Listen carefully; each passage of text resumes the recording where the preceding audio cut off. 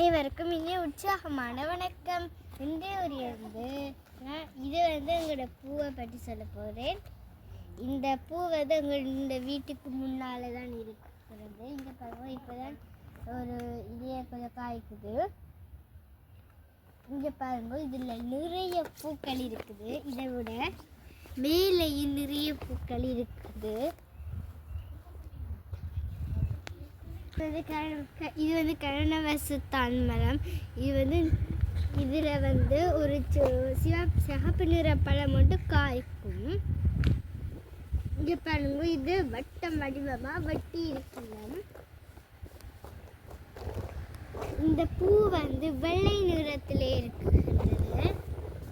நல்ல குட்டி குட்டி பூ, எல்லா பூக்கள் மாதிரி தான் இருக்குது. நிறைய பூ. இங்கே பாருங்க, ஒரு முட்டு ஒண்டி இருக்கு. இது உங்களுக்கு பிடிச்சிருக்குதா? நன்றி, வணக்கம்.